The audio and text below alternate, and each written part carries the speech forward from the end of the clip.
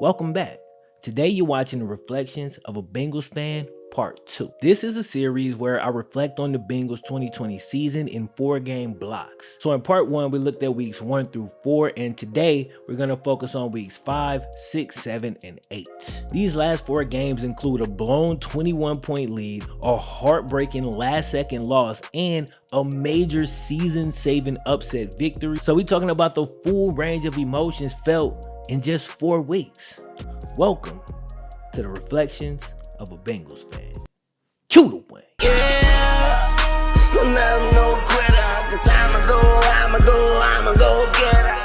So we went into week 5 coming off our first win of the entire season. All right, so we feeling good. We stepped in and the Ravens pretty much knocked us right on back down to earth. The offensive line in this one was the worst I've seen it all year. And that's saying a whole lot given the fact that, obviously our line has not been great, right? We got completely overwhelmed, ran off the field, and this is the only game this entire season where we actually lost by more than 1 score. We was never in this one. I ain't even gonna spend a bunch of time here. Let's move on. Now, week 6 was different. In week 6, we jumped out to a huge lead versus the Colts. Offense was clicking early and defense caught a few breaks with an early fumble and a couple of stops. We was making plays, the offense was clicking. Joe Burrow was really picking the Colts defense apart. But I gotta be completely honest, I never felt comfortable throughout this entire game. We go up 21-0, and I told all my friends right then, guess what, bro? This is gonna be a close game, okay? And this is something that happens when you're a fan of a bad team. We've seen it all before. Also, I know our defense is susceptible to big plays, so they're gonna be going for a whole bunch of them, and they did. They gashed us time and time and time again. I question my coaches here, and the reason I say that is because in the second half we were terrible. All right, they adjusted to what we were doing. I think we scored 3 points the whole second half. Should have been 6. We missed a late field goal that was super makeable, but 6 points, you know what I'm saying? And when I watched this game, I felt like the defense couldn't make a single play. I was pissed off at the defense. But Jesse Bates got a late pick, and offense had hella opportunities here, right? If we score a single touchdown in the second half, we win the game. And obviously, we still scored 27, so you're like, why would you call out the offense? The offense played well. Offense played well in the first half.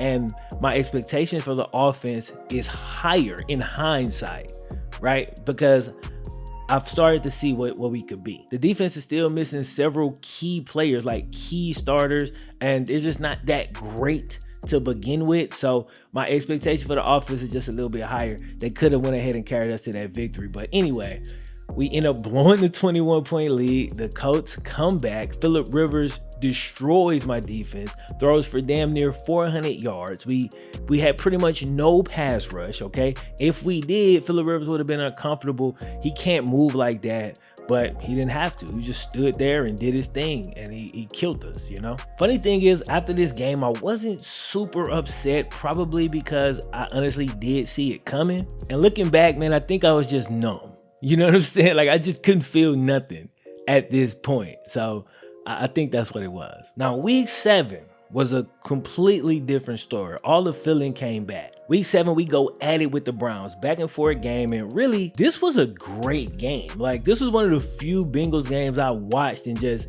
could enjoy it like football. Like, I was just watching a random team almost. Like, anytime I watch the Bengals, bro, I'm so attached. Even if we playing well, sometimes it's hard for me to enjoy the game.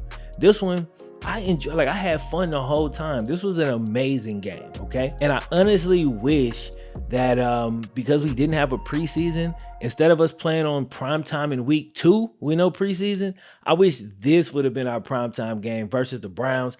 It was just, in my opinion, a much better showing and a much better indication of what we're going to be going forward. With all that said, in the fourth quarter, Baker drives down and gives the Browns the lead. Guess what, though? Joe Burrow come right back, do the same thing. March straight down the field and answer with his own touchdown. This is the 2nd or 3rd time this year Joe Burrow's had a potential game-winning last-minute drive that the team managed to blow. All right. And I gotta be honest about that. The one versus the Chargers in his first game ever, we should have had that. At the very least, we get that field goal and tie it, go to overtime, right? And then this one versus the Browns, we drive down and he actually does finish it off. We score. There's a minute left. I don't think the Browns have any timeouts at this point. They have to drive the entire field and score. And they do. And they do. Now, hats off to them, right? Hats off to them. Baker was under like a lot of scrutiny in the media at that time. He's back there now, kind of, but this got him off his back for at least a week. He completed like 20 passes in a row at one point. A lot of that was scheme. A lot of that was my defense being bad, but a lot of that was Baker Mayfield doing his thing. And he made some throws in this game that I haven't seen him make probably since like his rookie year. Like the first 6 games he took over back then, he made some tight window throws and some stuff that was hella impressive. Now, I thought the last throw, the touchdown pass, should have been at the very least deflected by my corner. Like he was in position. You know what I'm saying? Like the ball didn't really drop in. He just couldn't locate it. Okay. So the timing on that thing was good. The pace was good. And when my corner turned, I just turned away from the mic. My bad. He couldn't find it. Touchdown. It still hurts, as you could probably tell. Like I keep giving and taking credit. Like I want to give credit, but I'm still too salty. They win the game. GG's. That one hurt though. That one hurt. That was one of those where I like maxed out at the gym that day. Like after that, like I had to go and throw like hella weight on the bar, So again, man, last second drive, we take the lead with a minute left. This is the week after we're up 21-0 against the Colts, and it's starting to feel like same old Bengals, right? We just can't figure it out. Like we can't put these wins together. Like you start to feel like that creeps in. Then as you take a step back, you say, look, bro, look at the way Joe Burrow is playing. Look at the way the offense in general is playing when we have decent protection. This gives us pictures, like it gives us glimpses. I said this in the first one. It gives you glimpses in the future of what the team will look like on a consistent basis once the line is just decent. So we lose that game. A lot of fans at this point pretty much done. I'm actually pretty hopeful at this point, just the fact that we're so competitive in these games. Like I know we got something. Like it's something there, but you just want to finish a couple of them. Going into the week when we were set to play the Tennessee Titans, 5-1. Our defensive end, Dunlap, probably one of the best defensive players in Bengals history, bro. He's only like a few sacks away from getting the franchise sack record, right? He's been disgruntled for a few weeks now. And the reason is because the younger player, Carl Lawson, has honestly outplayed him this year. And his playing time is going down. His role is shrinking. And, as a veteran player, he's just not happy about that. And that's completely understandable from his point of view. If I was him, I might feel the same way. I also understand from the team point of view, by pretty much every metric, he's being outplayed. So for his role to go down a bit and the guy who's playing better to play more just makes sense. But, this type of stuff happens. He says the coaches did not communicate this to him in the proper way, and if that's true, then I'm on his side with that, because that's something you got to do. But at the same time, I don't know if that's true, bro, because communication is something that our coach Zach Taylor been preaching since he walked in the door. And the fact that like 99.9% of the locker room still strongly supports this dude, and I'm gonna get to that in a second. Like they came out and talking about this. It makes me think that if he always preach communication and then don't communicate, it's hard for me to think that the locker room will still follow him, given the fact that we've won at this point 2 games in the last season and a half. You know what I'm saying? So if we losing and he lying and not doing what he say he doing, I don't understand how the locker room would still be following this cat if that was the case. You feel what I'm saying? So anyway, Carlos pretty much forces our hand. He's on social media talking crazy. Like, he's posting the depth chart, like in-house stuff on his Instagram. He's, got into like an argument with one of the coaches on the sideline. And so it's just starting to get messy. Trade deadline coming up. It forces the Bengals' hands. If we make our first trade in season, I think since Carson Palmer. I think that was probably the last in-season trade we made. Yep. when we traded Carson Palmer to the Raiders, because he forced the Bengals' hand. It's pretty much the same way, you know. And when that happens, we seem to do pretty decent, right? So we get back a late draft pick and an offensive lineman. We're a team that obviously need linemen, so boom, we do that. We also go out and we sign a free agent lineman that the Bills just released. So I look up and I'm like, yo, we just improved our line. Like, both of these cats coming in here are better than the guys that we had. So boom, we just improved our line. That's big. A couple of our offensive linemen are young guys, like our left tackle, who's still growing into his role and has actually played really well. So although the line as a whole has not played well, there were already pieces there that are going to be fine and are going to be a part of our future. It was just a couple of weak links. And, you know, with offensive line, if you got a couple of weak links and then a couple of developing players, that's a trash line, you feel me? But one or two swaps and all of a sudden you're average, right? If you're in an average line, that's really all that we need in order to be a completely different team. John Ross came out on Twitter and he finally was like, yeah, you feel me? I want to trade too. Everybody know that. Like, and so it's starting to look like we're losing control. The locker room is kind of going crazy, and it's like, this thing might spiral, right? We don't want Joe Burrow even associated with it. What is going on? Then we roll into the game versus Tennessee. 5-1 Tennessee Titans. So we're all set to play the Titans, and we got a few injuries on the offensive line. When I say a few injuries, what I mean is 4 of the 5 starters that started the year out on the O-line were hurt. This is a line that already was not great. Now, 4 of the 5 starters are hurt. Morning of the game, the one starter that's left, a guard named Michael Jordan, coincidentally, really young player from Ohio State, getting better. He's sick. Not going to be able to play. All right. So now all five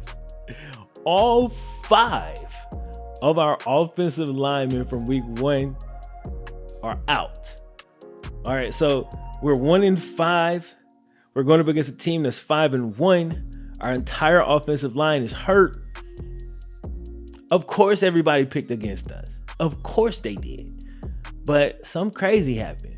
Like, something really crazy happened. We went into this game with 4 backups and a dude that we just signed. All right. That lineman from the Bills, we had literally just signed him, but he couldn't come into the building until Friday because of the protocols and everything because of the virus, right? He gets in the building Friday, goes through walkthrough on Saturday, doesn't expect to start though, because we got the one lineman that was still, he was going to back him up. That lineman calls in sick. Now he's got to start. He just got here. He starts, bunch of backups, rookie that we drafted in like the 6th round or something. We don't give up a single sack. Not a single sack. There was a few times where they got pressure and, Joe just made some magic happen and got out of there. But for the majority of the game, we were good. Pocket was clean. And now that I've watched 8 games and I've seen our team like really find its identity, at least offensively, I know, like I said earlier, if Joe Burrow just got a decent amount of time, our offense is going to be really hard to stop. Like, we march up and down the field, and we've done that even in games where we haven't scored except the Ravens. We didn't do nothing against the Ravens. But everybody else, right? When we'll get in the red zone, we might turn it over, or we didn't get that touchdown, we kick a field goal. But in this game, he's picking the defense apart, boom, boom, gashing them. Convert that 3rd down. Okay, big play real quick, and then finish it with a touchdown. They'll try to get some momentum. Maybe the Titans, they'll score. We come back, boom, another touchdown. I'm like, Basically, we end up upsetting the 5-1 Titans. We dropped 30 points again. I think this is like the 3rd game in a row. And we make it look, I don't want to say easy, but kind of easy on offense. Like, in this game, I noticed a couple of things that my coaches did. One thing that I felt like they should have been did was they had Joe get rid of the ball quicker. Now, early in the season, he a playmaker, so that's not something you want to necessarily take from him. But if you know the offensive line is bad, you can't expect them dudes to be holding up for 5 and 7-step drops all the time. It just ain't gonna happen, right? So he's getting the ball out quicker, man. Giovanni Bernard, since he's been starting, amazing with the blitz pickup. Samaje Perine, had to start because Joe Mixon was out also, which I completely forgot to mention. But that's just because Gio has been playing so well that, I almost forgot that Joe wasn't playing. Now, we can't wait to get Joe back. And I'm damn sure not trying to say we don't need him or nothing like that. But I'm just saying Gio did a damn good job of filling in. But yeah, man, we go in there. We pretty much dominate that game. So yeah, man, the week that everybody thought the team was falling apart and the season was about to just go up in smoke, we pull off the upset of the year and take out the Tennessee Titans. And it's not like a Hail Mary at the end of the game. Like, nah, we dominated that game. We really did. We dominated that game the whole time. Every time Tennessee struck, we struck back. And, it was beautiful. It was a beautiful thing to watch. And boom, that's how we ended the next 4 games. So we ended each 4-game block on a win, just in time for me to come on here with a smile instead of being pissed off the whole time I'm here. Now, in the first one, I talked about a couple of players, so I don't want to spend too much time there. Let me just say this. Obviously, Joe Burrow is a stud. He's going to be a future All-Pro. And it's starting to get to the point where seeing him rip off 10 completions in a row is not like uncommon. It's not unusual. I'm not surprised, right? I started noticing that, like seeing him convert on 3rd down, convert on 4th, I'm not surprised because he keeps doing it, and those are the winning plays. That's something I said about Andy Dalton for years. Like on 3rd down, it's 3rd and 12. Oh, he gonna get 7 yards and them stats gonna look nice at the end of the game, but we gonna punt. You feel me? Whereas Joe convert that, not every time, obviously, but at a high clip. At a high clip, bro. In the Titans game, coach finally put Auden Tate in the damn game. I do not understand how we've gone this far in the season without this being his role, man. Like, I love AJ, I do, but check it out. When it comes to making contested grabs, there are few players in the league better than Auden Tate. This man different. When it comes to this is what he does. This is like 90% of his catches in the NFL are like this, okay? So when we gonna throw that back shoulder in the red zone, instead of throwing it to AJ, who's being checked by the #1 corner, why not get Auden out there on the #2 guy and throw it? You feel me? Like, it just makes sense to me. Obviously, you're gonna do that. You ain't gonna do that every single time, but the fact that he hasn't even been playing, bro, is just unbelievable to me. Anyway, he played this game. He probably got 9 targets and had 8 catches, okay? Because he catching everything. He had 2 or 3 plays where he's short of the 1st down, but he's a big body and he a dog. So he's gonna get the 1st down. He gonna fight for it. And when he fight, he gonna win. You feel me? Like, some cats fight for it, but they just don't have the physical tools to actually win. When he fight, he winning. Tyler Boyd has continued to do his thing and been a great leader for us. Dude is a dog in that slot. And T. Higgins, I said in the first video, he get better every game. And really what it is he get more opportunities. You know what I'm saying? Like, he had this skills and this talent at the beginning of the season. But as he get more comfortable and the coaches get more comfortable with him and he and Joe get on a better, on the same page more, and they already got a great connection. But the more that stuff happens, the more I'm seeing it. And I'm like, bro, this dude T. Higgins is a dog. He is a true 1st-round receiver. We got him in the 2nd round, and it is beautiful. It's beautiful, bro. To think the last time we drafted a quarterback, it was Andy Dalton and AJ Green, and that was a great combo for years. That this combo actually has a chance to be better is pretty damn insane. Okay, the defense has been hot and cold. They played great against Tennessee, and I kind of think playing the Browns all that time, I feel like it helped us because they run a similar style offense, and I feel like we kind of finally had the answer for it. And also, offense helped because instead of having those turnovers in the red zone or kicking a field goal in the red zone, we scored them touchdowns. And once you go up, now these teams gotta drop back and throw with Tannehill. And when he doesn't have the threat of the run, when he ain't got that play action and all of that working, it's gonna be a lot more difficult for him to kill you like that. My boy Jesse Bates has continued to play like one of the top safeties in the league. I can't wait for more people to learn about him. And things are looking up, man. Things are looking up, right? We're 2-5-1. We're 2-5-1, but check this out though. Check this out. We got a bye week this week. Again, our entire line was hurt. We desperately needed this bye week. All right, we got it. Because this gives us a chance to get healthy, and I'm pretty sure we're going to have pretty much all of our offensive linemen back, plus the 2 guys we just added. So now we'll get the best of our best. And I know one of those guys for sure. The dude, Spain, that played in the game versus Tennessee, he the best guard we got. So he better be starting, right? And then we haven't seen BJ Finney yet, but coaches will have time to evaluate him and see what's up. But I really expect the second half of this season, the offensive line to be so much better. I ain't saying they're going to be elite, but just go from below average to average. Huge difference. Huge difference. Now, when we come back off of this win, just like the last time, we came off a win, we played the Ravens. This time we come off a win, we play the Steelers, who just beat the Ravens. And this is the reality of being a Cincinnati Bengal, and the same thing for the Cleveland Browns. We play in a really tough division. So to be the best, you gotta beat the best. That we ain't scared of these challenges. I'm glad. I don't want to be in the NFC East getting an easy playoff bid. You feel me? If I was there, would I just make the most of it? Sure. But I'm here, so let's make the most of this. We're gonna fight the best every day. And the day we get ready and we really come out of here, we really gonna be poised to make a push toward winning it all. Not just getting in the first round of playoffs and getting smashed. Even though, yeah, we've done that quite a few times too, huh? Anyway, after the Steelers, we play Washington, the Giants, the Dolphins, and the Cowboys. Now, Washington has a really good defensive line. The Giants are actually a sneaky good team, and the Dolphins are not even sneaky. They're a pretty good team. The Cowboys are not. They're struggling. They got third stringers in at the quarterback position right now.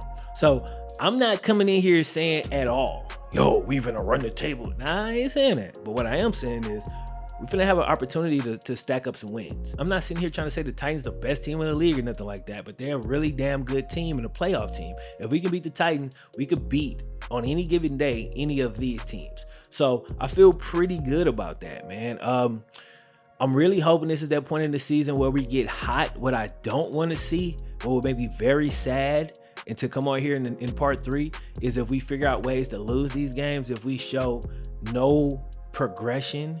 Because I feel like we've gotten past the let's almost win and then blow the game, especially against teams that we should beat, right?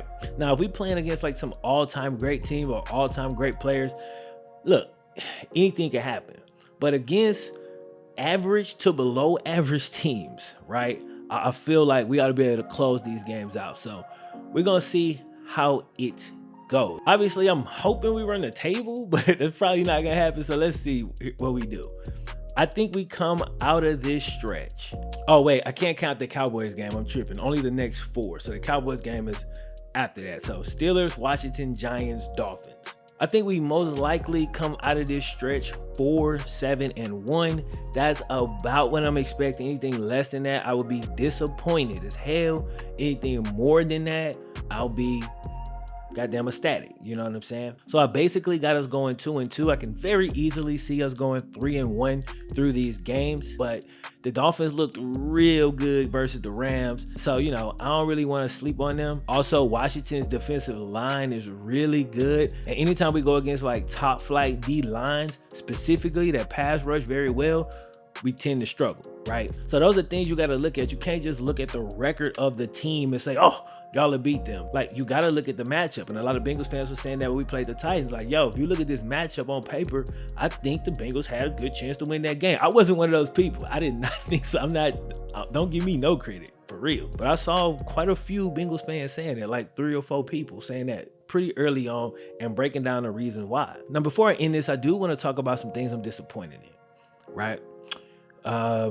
We didn't trade John Ross. It doesn't make a ton of sense, right? So everybody's saying, take 2 to tango. Maybe there was no trade partners, XYZ. Listen, man, like, it's hard for me to think that you couldn't have got a 6th or a 7th for him. It's hard for me to think that, you know?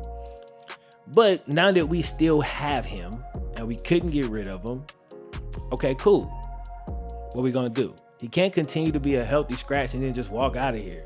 Like, we gotta do something with him, right? Like, he's here. Let's utilize him at this point. You know, maybe we get a fairy tale ending where he comes back into the fold and has a great second half of the season. Not too great, but a good one, and we re-sign him for cheap, and then next year he takes off again, right? Maybe. Or maybe he just kind of continues to not really be able to find a spot in the offense, or be able to get things going and he walks away and just joins another franchise next season. Maybe that happens. I don't know, but I'm gonna be very curious to see how we handle this John Ross situation. The fact that we didn't trade him does make a ton of sense, but if he does walk away in free agency, there's a chance we can get a comp pick.